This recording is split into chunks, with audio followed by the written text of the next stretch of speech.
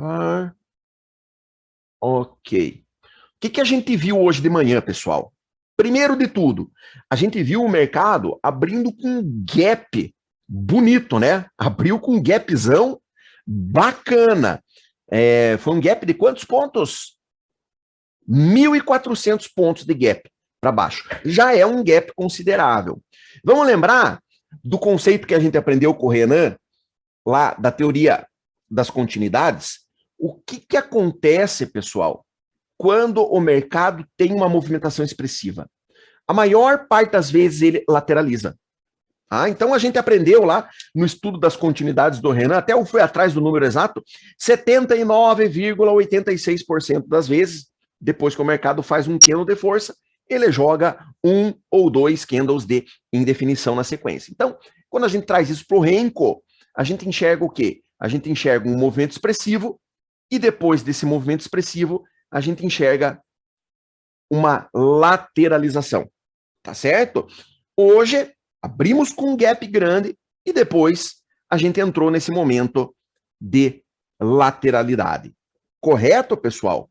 Lembrando, assim que ele abriu de manhã, saiu desse gap grande, ele ainda teve energia para cair mais um bom tanto. Repara, olha, que ele abriu aqui e desceu até aqui, ou seja, caiu mais 1.000 pontos depois da abertura. Abriu com gap de 1.400 e caiu mais 1.000 no embalo do gap. Ou seja, foi uma movimentação realmente expressiva. E adivinhem onde o mercado parou? Na linha rosa que o Fabrício marca. Para variar, essa linha hoje, ela estava juntinho com a linha que a gente marca do limite de volatilidade do índice. Ou seja, quando o índice para no seu limite de volatilidade, a probabilidade dele travar de forma lateral é muito grande. E foi o que a gente viu aí durante a sequência da manhã. A gente até pensou, pessoal, nesse primeiro momento, em fazer uma compra aqui, mas não tinha como fazer.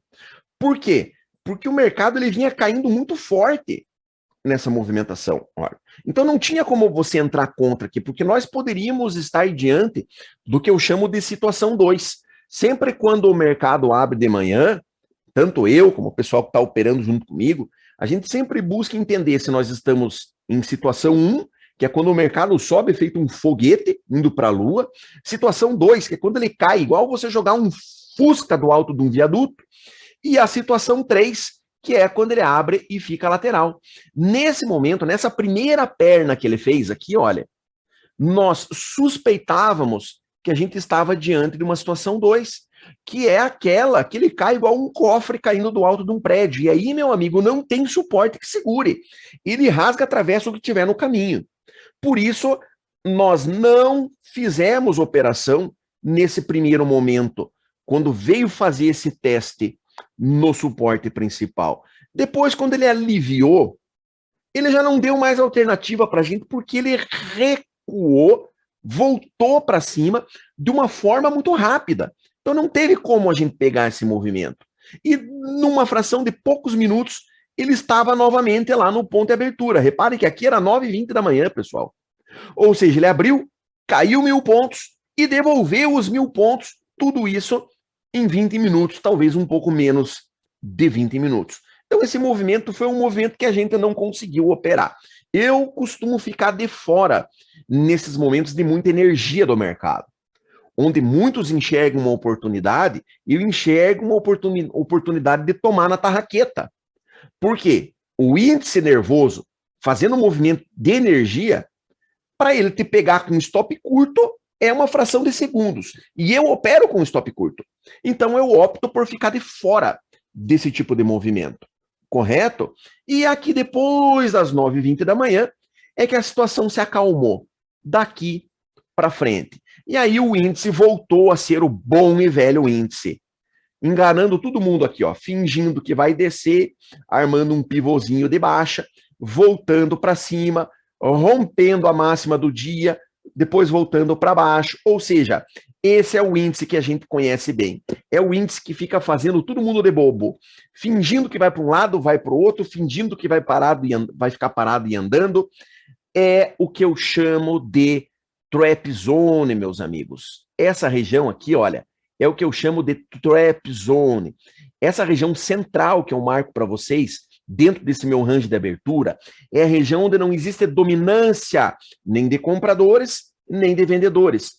Por isso, o mercado fica frouxo, fica flácido aí dentro. E ele consegue mudar de direção com muita facilidade. Quem é que faz a festa aqui dentro, pessoal? A robozada. A robozada deita e rola, nada de braçada aqui dentro. Por quê? Porque o volume costuma diminuir e o mercado fica facilmente manipulável. Você consegue empurrar ele para cima ou para baixo sem dificuldade nenhuma. E a gente, nós, os traders, se rala aqui dentro. Por quê? Porque não existem padrões confiáveis aí dentro da trap zone. Então eu passei todo esse tempo esperando. Esperando o quê? Que o mercado chegasse até os extremos do meu range de abertura. Porque quando ele chega nos extremos, aí sim eu vou tomar uma atitude. Se ele chega fraco, eu vou entrar contra. Se ele chega forte, eu vou esperar ele romper para eu entrar a favor. E aonde foi que a gente tentou fazer a nossa primeira operação hoje de manhã? Nós tentamos fazer uma venda aqui. Num primeiro momento, quando ele começou a se aproximar da resistência, nós não estávamos pensando na venda ainda. Por quê? Porque eu me lembro que os papéis lá do mercado à vista já tinham aberto, a Petro e o Itaú, porém a Vale ainda estava em leilão. E nós ficamos aguardando, porque esse momento aqui, olha, pessoal, era o momento da abertura dos papéis. E a partir daqui, meus amigos, o índice não tem vida própria. O índice, depois da abertura do mercado à vista, da abertura do Ibov, ele vai seguir tudo que o Ibov fizer. Dá uma olhada lá no 2MV correlação e observe a linha roxa e a linha branca. Fabrício, o que é a linha roxa? A linha roxa é o Ibov. E o que é a linha branca? É o índice futuro. Agora, olha o contorno dessas linhas e me diga se não é bem parecido. É, né? Então, aqui eu estou provando para vocês que esse cara aqui, que é o índice futuro que a gente opera, ele não tem vida própria. Ele vai seguir o Ibov. Tudo que o Ibov fizer, esse cara vai imitar. Por isso, depois das 10 horas, a gente não opera mais o índice sem estar de olho nesses caras aqui. Ok? Então, no primeiro momento, eu não quis entrar, nem contra, nem a favor, pois faltava abrir a Vale. Eu queria saber como que a Vale ia abrir. Porque, para mim, eu preciso estar analisando o Itaú, a Petro e a Vale, porque são esses três caras que movimentam o índice, pessoal. Ah, mas o Magazine Luiza, dane-se aquela bosta. Aquilo lá não faz nada no Ibov. Faz nada. Tanto que tá virando cambalhota lá, um dia sobe 18%, no outro cai 15%, no outro sobe 20%, e o Ibov não dá bola para aquilo. Tá? O que conta para nós é Petro, Vale e Itaú. João Homem chama de Trio Maravilha. São esses caras que a gente precisa acompanhar. E nesse momento, a Vale ainda não estava em negociação, estava em leilão. Eis que, nesta segunda tentativa aqui, olha, de se aproximar da resistência, abriu a Vale e abriu despencando para baixo. Aí o que a gente fez? Colocamos a nossa venda aqui. Tá? Porque na hora que abriu, eu já percebi que o índice ia recuar. Afinal de contas, a Petro e o Itaú já estavam para baixo. Abriu a Vale para baixo também, meu amigo, o Ibov cai e puxa o índice futuro. Então nós tentamos fazer uma venda aqui, só que não pegou. A minha venda ficou paradinha aqui e o índice desceu. Aí o que a gente faz? Fica chupando o dedo. Não tem o que fazer, pessoal. Não tem o que fazer. O que a gente vai assumir é que nós vamos ter que esperar uma nova oportunidade. Passou para baixo do ponto de abertura de novo. Aonde que segurou? Para esse guide. Mesmo dentro da trap zone, olha aqui, ó. Price Guide. Olha aqui, ó. Price Guide. Olha lá. Price Guide. Olha aqui, ó. Price Guide. Eu sempre digo, será que eu sou maluco? Será que realmente eu sou maluco? Ou essas regiões são problemáticas para o índice? São problemáticas para o índice, por isso que a gente opera aí. Tá? Aqui ele conseguiu passar para baixo, brigou, tentou se aproximar da parte lá inferior e não conseguiu. Ó. Voltou para cima. Esse é o índice, pessoal. Esse é o índice. É uma encrenca operar esse negócio. Stormer defende a tese. Mini índice é o ativo mais difícil do mundo para ser operado. Quem fala isso é o Stormer, não sou eu que estou falando. E a gente tem que levar em consideração o que o cara fala. Tá? O índice é isso aqui que vocês estão vendo. Ele monta movimentos lindos, sentindo a resistência, caindo, perdendo ponto de abertura, cruzando médias para baixo, voltando, brigando em região de média, montando um pivô de baixa, coisa mais linda. Para depois ele devolver tudo para cima. Esse é o mini índice, pessoal. É esse cara que a gente tenta operar. Então, quando ele monta um movimento que todo mundo acha que vai ter continuidade, na tua cara, ele volta e faz um recuo de 1.000 pontos para cima. Vamos dar continuidade e ver o que aconteceu. Bateu no preço de abertura e voltou para baixo. Aonde foi que ele enroscou, mas de novo aqui, mas não é possível. Ah, Fabrício, você pôs essas linhas aí de propósito. Sim, eu uso isso aqui todo dia. Eu sei que o índice chega ali e apanha para passar. Vai ter vezes que ele vai passar direto. Vai, mas são raras. Geralmente, antes dele passar, ele bate, volta até a região de média, para daí passar. Comece a observar isso para vocês verem. Bateu no Price Guide, subiu, bateu na média e finalmente passou. Então, esse é o movimento padrão do índice. Ele bate no Price Guide, volta até a média, para daí passar. Por isso que o Fabrício aqui, que não é tão tongo, só tem a cara, gosta de entrar aqui, ó, e sair na média. Porque é um movimento que a gente vê se repetindo muitas vezes. Desceu, voltou, bateu na média, voltou para cima, brigou na região de média e desceu até o Price Guide. Presta atenção agora que eu vou explicar para vocês o que aconteceu aqui.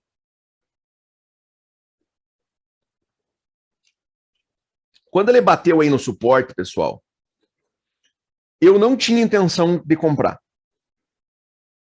Por quê? Porque nesse momento, vamos voltar lá o 2MV correlação. Vamos aumentar o zoom.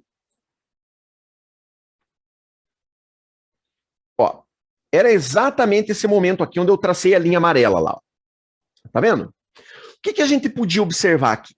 A gente podia observar, olha a linha roxa, olha. Repara como a linha roxa, ela estava montando uma montanha-russa para baixo. Tá vendo, olha? Fazendo topos e fundos descendentes, olha. Consegue perceber? Nesse momento, olha a fundada que o Itaú deu para baixo. A Vale deu mais uma fundada para baixo. Então, nesse momento, eu não tinha intenção de entrar contra. Porque eu já tinha uma expectativa de que realmente isso aqui ia romper para baixo. Eu me lembro que nesse momento, o DI, que é a taxa de juros, estava forçando forte para cima. Vamos dar uma olhada nela lá? Olha lá o que estava acontecendo com o DI nesse momento, pessoal. É essa linha que você está vendo aqui em cima. Olha, ela estava batendo lá no 3,74. O dólar brigando, olha, para escapar para cima do campo de jogo. Eu sei que a bolsa trabalha ao contrário desses caras aqui. Então, nesse momento, eu não tinha intenção de entrar ali comprando. Porém, o que foi que aconteceu? Ele bateu no Price Guide e fez isso aqui, ó. Virou um renco para cima. Virou um box para cima. Tá vendo? A hora que ele virou esse box para cima, olha lá no 2MV correlação o que aconteceu. Olha lá, ó, bem aqui na linha tracejada, ó. Vamos aumentar o zoom para você enxergar lá. Olha o que aconteceu lá na linha tracejada. Vamos clicar na linha tracejada para a gente ver que hora que era. Olha lá o relógio embaixo lá, 11h07. Tá vendo? Olha que hora foi que virou esse box aqui, ó. 11h07. Ou seja, meus amigos, a hora que ele bateu aqui, olha, e virou esse box de reversão para cima, as linhas fizeram assim, ó.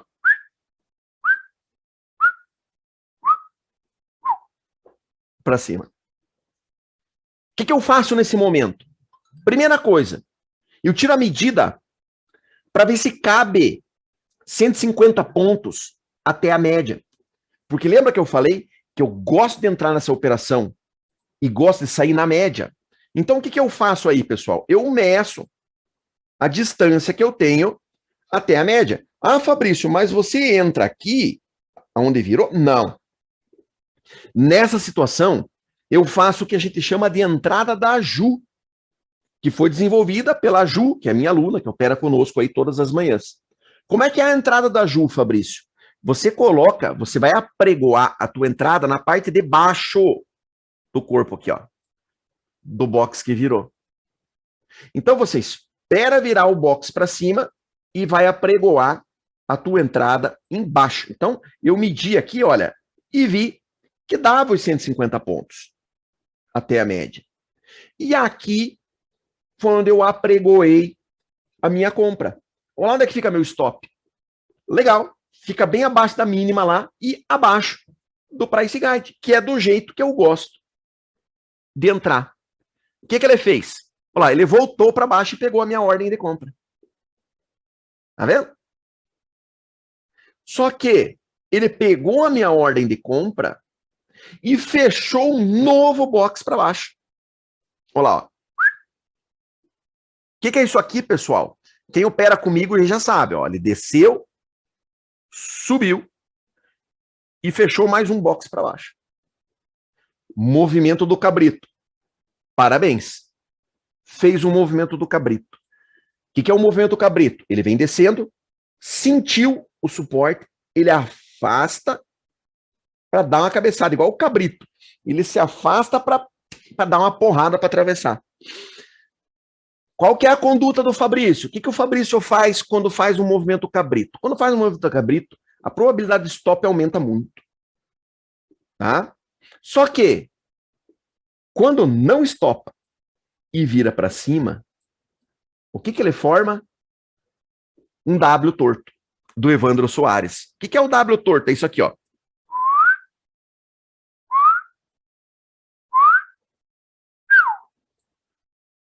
É um padrão de reversão.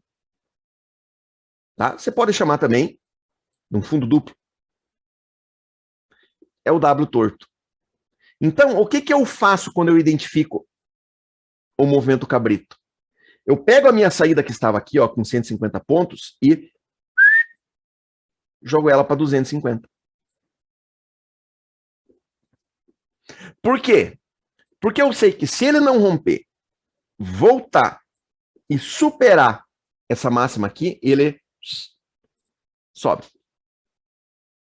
Entender? Então, isso é automático no meu operacional. Eu não penso isso a hora que acontece. Porque é automático. Isso é um padrão operacional meu. Quem opera comigo todas as manhãs já viu isso um monte de vezes. Bateu, pegou a entrada, voltou, fez o movimento do cabrito, tira a entrada do 150 e joga para 250. Entendeu? Então eu não penso. Isso já está definido. E aí ele subiu e pegou o meu alvo de 250 pontos.